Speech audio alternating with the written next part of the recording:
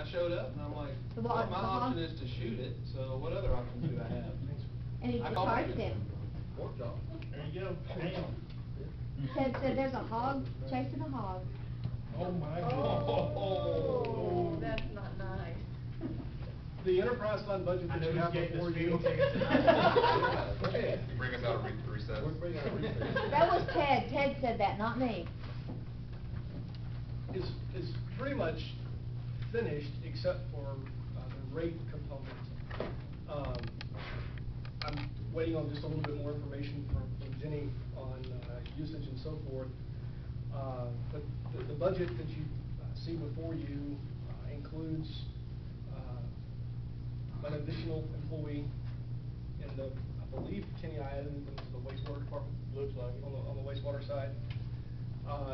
It also includes contract labor for the seasonal help.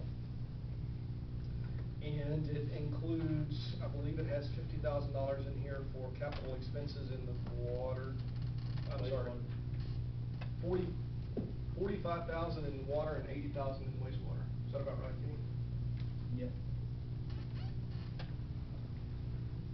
It does account for the general fund transfer fee, franchise fee. That's built into that. Typically what we have done in the prior years is try to maintain a consistent, modest, small, however you want to classify it, increase in water and sewer rates in order to keep up with the cost of inflation. That way, just in case in the future, if you have to have a significant rate increase, the impact is not as heavy of a blow as in prior years. I believe this budget includes a 2% increase for water, which equates to about 40 cents for the average homeowner. And on the wastewater side, I think it's a 3%, which is about 50 cents on the wastewater side. The wastewater side has always been too low. Yeah.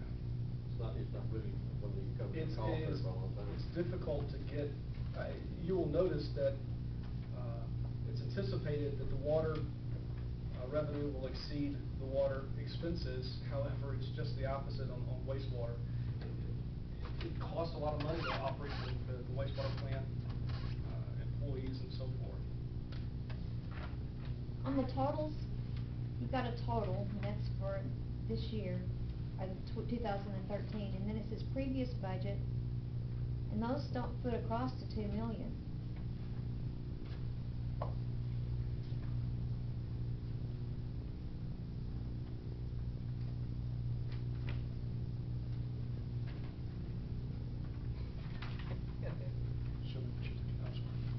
Right here, that don't put to $2 million.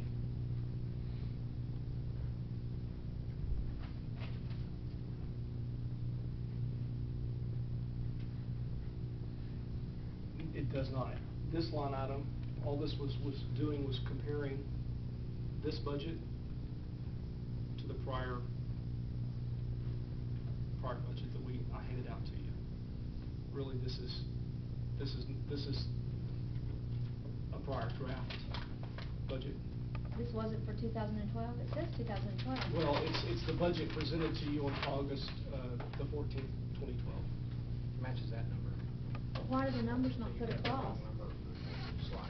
You know what? When I developed, for general fund. yeah, what I did is I cut and pasted the general fund, the enterprise fund into the format. These aren't. This is the total that you need to be looking at. This is just a wrong line item that was in there.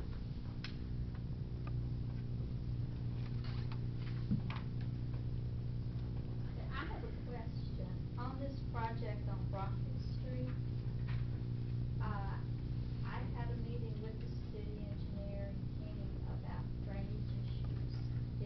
Are we gonna have the money to get the drainage taken care of that's going beside my red house? Is it gonna be taken care of? Rocket Street.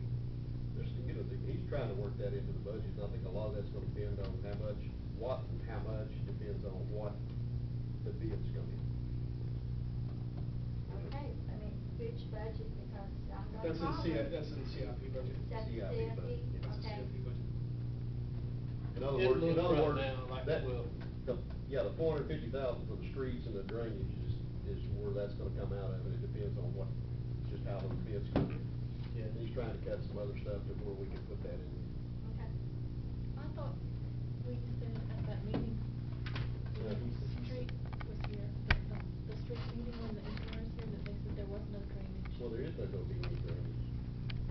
You know, I mean, just. Offside drainage. Overall drainage, yeah. Okay. There's no, from my understanding, it's been a while since we had a discussion about it. But we're trying to fit some of that one offside drainage in there, just to alleviate some of it. Because eventually, that whole area needs to be master planned for drainage. Of course, this, you know, it's gonna be a temporary fix, it's not gonna be a permanent fix. Right. You know, come back. All we're talking about doing, Jamie, is improving where the water comes under North Street there at the end of Lois. And that into channel that there. drainage channel. Mhm. We'll clean up that drainage channel, probably put a concrete bottom in it and take it around to 428. Okay. And That's like all I the say, drainage all we're all talking it's gonna do about. is a 25-year storm or whatever, that's just gonna handle the flow that comes down through there, kinda keep it there. When it comes a 100-year flood, it's not gonna do zero. Yeah. It has zero impact of it. MDA, still be Katie bar the door. Yes, it's zero impact, it will not help, it will not do anything, it, you know, don't get your hopes up, but it will do zero. Yeah.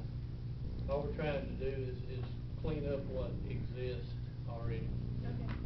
and make it as efficient as possible. Just in a normal rainfall, like 25-year event, It won't down there because that creek ties into, that drainage ties back into 377. yeah, So it's all gonna hit at the same time. it all comes down at the same time. Yeah. It's designed to flow that way, but it don't flow that way. You'll have a CIP budget, but it's essentially your Rocket Street project, what was essentially a carry forward from this current fiscal year. Because we've spent some money on engineering, but that's pretty much all we've spent money on. That includes the sources. Survey and design. Survey design, but your sources of funds is the 450 from the county. We have some cash, and we also issued that short-term, note to fund that, so that the money's there, just waiting on getting a bid and constructed, so that's really the only CIP project. And that cash and that short-term note is just gonna handle the water and sewer portion of it. That's correct. But that's, again, separate out of this budget, it's in the CIP budget.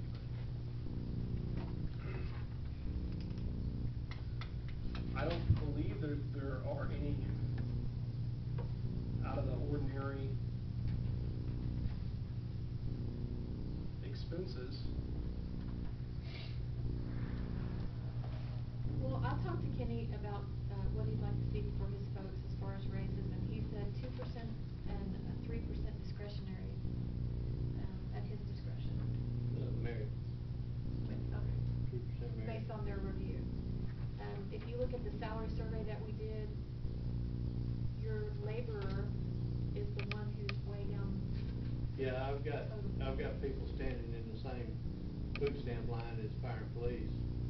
What I'd like to do there is raise the starting salary up. Right now, I'm starting a labor position at about $10 an hour, which is not very competitive for what we do. I'd like to raise it up to $12.50. It's the, Huh? well, we Yeah, 'cause haven't discussed we're not it. really getting some very good applicants. But this budget does include the laborer at $12.50 an hour. Okay. Your current laborer at $12.50 an hour. Okay, and you said you added the additional person in here, that one at $12.50 as well? I Is don't that know, but labor I'll position? double check for you, Kenny. And then, yes, I would like to see my guys get 2% across the board, and then, I'd like to have 3% that I'm able to provide for them based upon their merit for that year. You know, if they've done a good job, they'll get 3%, if they don't, they might not get anything. And They're I'd like for them to go out the door and say, well, I didn't get anything. Because the guy that's coming up 6 months from now, he's not trying his hardest, he's gonna try hard, cause he wants some of that 3%. And the last 4 years, I've, not been able to give my people raises because it wasn't fair that the entire city, everyone didn't get a raise. And, this year I'm seeing differences in what people are receiving based on, what their abilities are. And so, since my guys have been denied those increases the last 4 years, and we're doing different things this year, I'd like to be able to do a little more for them.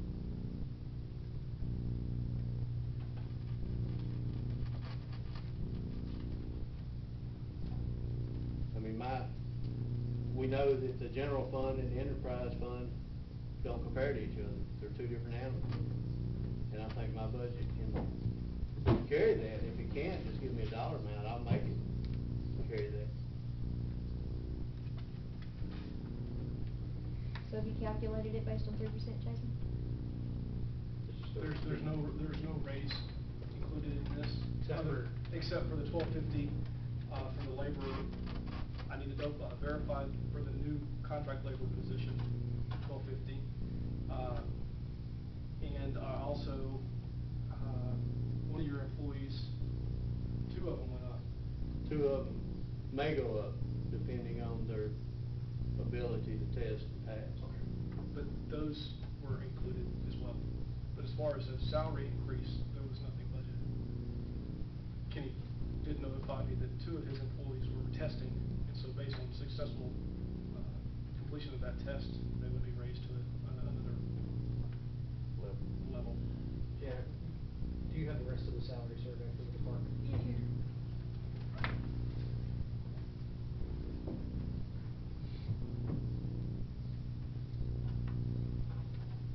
These ones here at the bottom, the operations Yeah. superintendent, operator 1, Just operator 2. pay attention to the labor. I don't know where that 1% on the operations superintendent came from.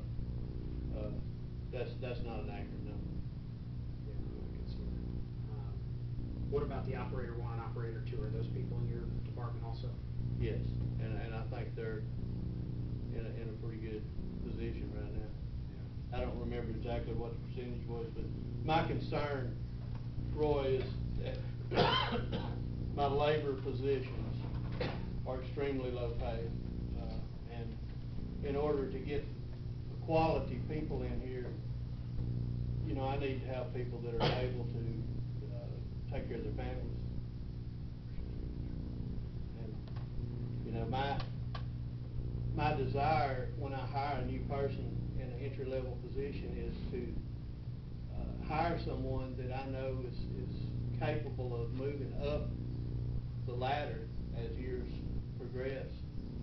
And that's kind of what I use that position for, is to hire quality people at entry level and train them, teach them, I don't know if it's the right way, teach them the way we do things, and bring them up the ladder as time goes on when other positions open up, or, as we grow, we'll create new positions. I want to have people that we have trained, that we know are good, responsible people that we can move up into those positions. And I'd like to be able to hire someone that can feed their family, take care of their family. I've got a guy right now that's, he's great. I almost lost him first part of the summer because he just doesn't make enough money to pay his bills and take care of his family. And I don't, if I'd lost him, I'd have found somebody else, but it would have been our loss.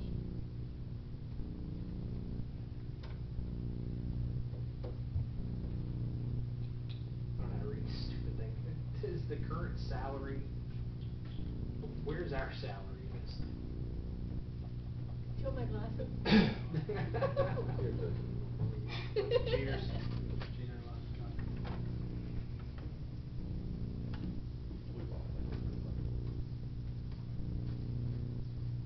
I want to say that most everybody else is 50 or 60 percentile, except on that labor category, I think. Yeah. I didn't include Okay. the salaries, but you can look at the.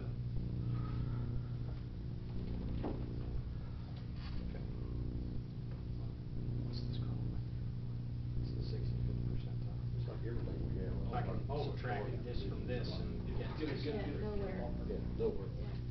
Well, and that limits who you're able to attract to interview for your positions too. I mean, it really limits it. I had a lot of trouble the last time.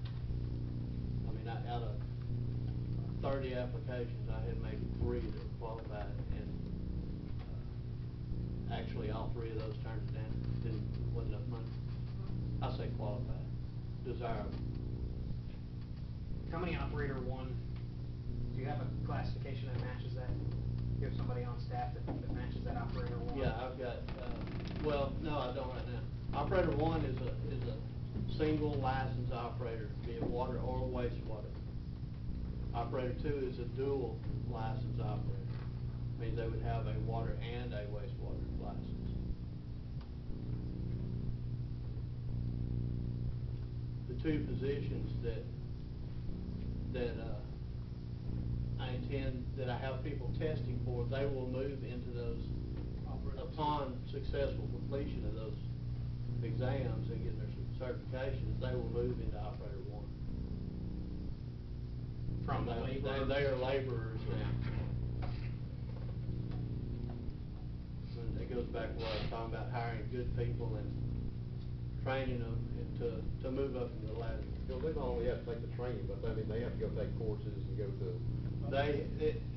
That requires 60 hours of training, in-class training, 2 years of on-the-job training, and then they have to go to the state and take a test and make a 70 or above on fairly difficult tests in order to get their water or wastewater license. There are a lot of different classes of license below that. What we require in order to be an operator is a minimum of a C-class operator's license, not a distribution or anything like that. It has to be an operator's license, which means they're qualified to go out to the wells and make adjustments and certify that well water is potable and good and safe to give to our citizens. Wastewater, they have to be able to operate that wastewater plant without somebody standing there and telling them they're able to sign paperwork. They're able to do state reports. I mean, it takes a commitment to achieve one of those licenses. It's not something that's just handed out to somebody. And every city around here's got an ad in the paper looking for one. Oh, yeah, absolutely. I get offers in the mail on a regular basis. Yeah. I'd have no desire to move. I wondered if Good that was answer, going good answer. Let me say this, a certification to the state of Texas for, be it a C license operator in the state of Texas can go to almost any state in the country and automatically be a B operator. He can up his license because the test and the training is different. There's only a couple exceptions to that, and they're usually across the board. There's one state, I think it's California, that your license is nil. You have to start over. But with the exception of very few, you can take a C license and go to Oklahoma and be a B license operator because they recognize our standards so high. And you have a certain certification level for a length of time before you can set it for Yes, C operator requires 2 years of on-the-job experience, 60 hours of in-class study. B operator requires 100 hours of classroom study and 5 years on the job. A class operator is 160 hours, I believe, and 8 years on the job. That's not a lot of people have B or A. Or a double A at least. Very few have double A. Out of 40 5,000 operators in the state of Texas. I think there's less than 300 with double A.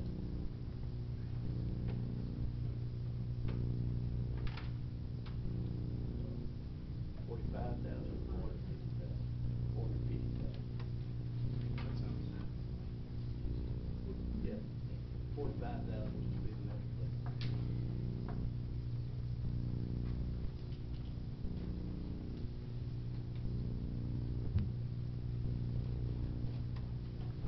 So are you looking for a cumulative total of 5% for your employees, 2% I'm looking for guaranteed? 2% across the board, and then if Joe does a good job this year, then I wanna have the ability at his review to be able to tell him, you've done a good job, and for that job, I'm gonna give you whatever that is, whether it's 3%, 2%, 1%, But that's in addition to the other one, right? in addition to the 2%.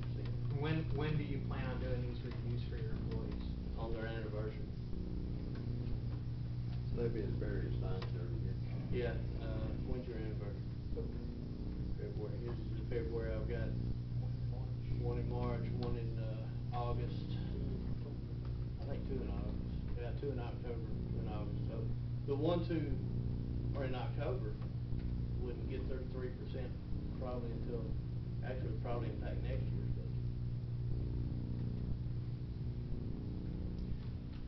What would happen if we allotted, and I'm just asking, because I'm new to this, obviously, but what would happen if we allotted, say, 3.5%? Just give it a number, and then everybody gets the 2%, and then you allocate the remainder. So I can give them up to 1.5% at their review? Over, yeah. Or, I'm just picking a number. Well, in theory, you can give somebody 0%, another person 3%. Well, That's what I I'm said saying. up to Yeah. 1.5%. That's what I I'm believe I saying. said up to, but if I didn't, that's what I meant. I mean, at this point, I'll take any. I mean, it's been 4 years since these guys have had a raise. It's been 4 years for everybody in the city, though, right? Yep. And, but in those 4 years, you know, the reason that I've always, I mean, I set them down every October when the budget's done, you know, not getting a raise this year. And, you know, of course, this department is in good shape, and they all know that. So the reason I have to tell them is it's not fair for you to get a raise, and the folks at City Hall don't. So you're not gonna get a raise. I've told them that for 4 years. If you You do know? it at 4%, it'll be $14,000, 14,375. I mean, we have a step plan that just went completely out the window 4 years ago. So all of these guys, you know, should have been able to increase up to 3% for the last 4 years. Well, I mean, I had a step plan for me too, and guess what? It didn't quite work Step- out the way. step on Yeah, it. hey, but Yeah. my budget could have carried it. Well, My budget could have carried it.